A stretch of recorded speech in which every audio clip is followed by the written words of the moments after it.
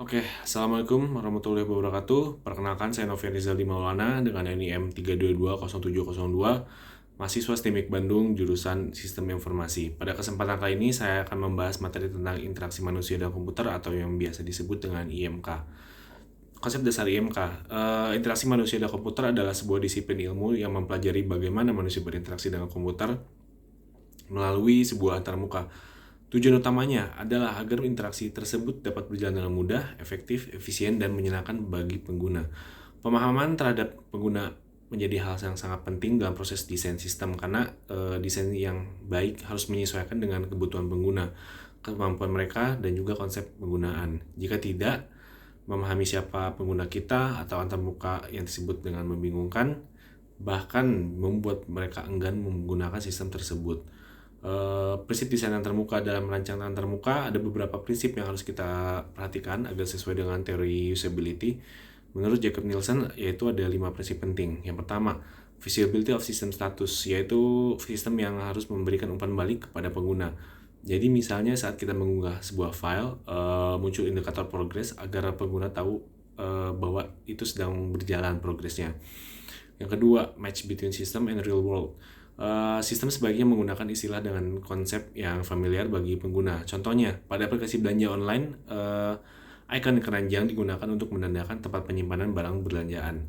Yang ketiga, user control and freedom. Pengguna harus memiliki kontrol untuk membatalkan atau mengulangi suatu aksi. Misalnya, tombol batal ketika ingin membatalkan transaksi.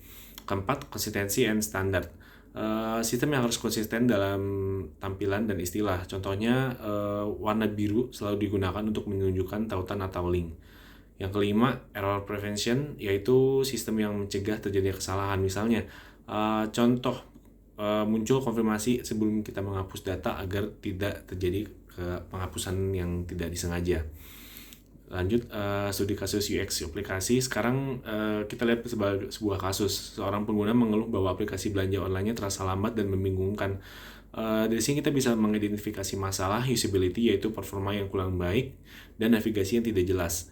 Solusi perbaikannya antara lain mengoptimalkan kinerja aplikasi agar lebih cepat, menyederhanakan dan memperjelas navigasi, dan menambah fitur pencarian agar produk mudah ditemukan, serta memberikan indikator loading supaya pengguna tahu sistem sedang memproses permintaan. Lalu selanjutnya, proses desain berpusat pada pengguna. Ada konsep user-centered design atau ECD. Proses ini memiliki 4 tahapan utama. Pertama, memahami konteks penggunaan, termasuk siapa yang penggunanya, apa kebutuhannya, dan di mana mereka akan menggunakan sistemnya itu. Yang kedua, menentukan kebutuhan pengguna. Lalu yang ketiga, membuat desain solusi atau prototype. Dan keempat, yang terakhir, mengevaluasi desain tersebut bersama pengguna. Keuntungannya menggunakan pendekatan ini dibanding dengan tradisional adalah hasilnya itu lebih sesuai dengan kebutuhan pengguna dan dapat meningkatkan kepuasan serta mengurangi biaya perbaikan di tahap akhir. Lalu apa sih perbedaannya UX dan UI? User experience atau UX adalah pengalaman Oke, sebelumnya UX itu bedanya user experience dan user interface. User experience itu atau UX adalah pengalaman keseluruhan yang dirasakan pengguna ketika menggunakan sebuah sistem. Ini mencakup kenyamanan dan kepuasan dan serta kemudahannya untuk para pengguna. Lalu, sedangkan interface atau UI atau user interface adalah tampilan visual dan elemen interaksi seperti tombol, warna, dan icon. Lalu, apakah keduanya bisa berjalan terpisah? Jawabannya tidak sepenuhnya karena UI adalah bagian dari UX. Ada 2 teknik evaluasi antarmuka yang umum digunakan. Pertama, heuristic evaluation, yaitu evaluasi yang digunakan oleh para ahli dalam menggunakan prinsip-prinsip usability. Ini biasanya dilakukan pada tahap awal desain. Lalu yang kedua, user testing, yaitu pengujian dan yang melibatkan pengguna secara langsung untuk mencoba sistem. Teknik ini digunakan ketika desain sudah mendekati final dan atau dalam bentuk prototype. Lalu desain responsif dan aksesibilitas. Dalam era multi perangkat seperti sekarang ini, desain responsif sangat penting agar tampilan dapat menyesuaikan dengan berbagai ukuran layar, mulai dari desktop, tablet, hingga mobile phone. Dengan desain responsif, pengguna akan mendapatkan pengalaman yang konsisten dan nyaman di semua perangkatnya. Selain itu, aksesibilitas juga sangat penting agar pengguna dengan disabilitas dapat menggunakan sistem dengan baik.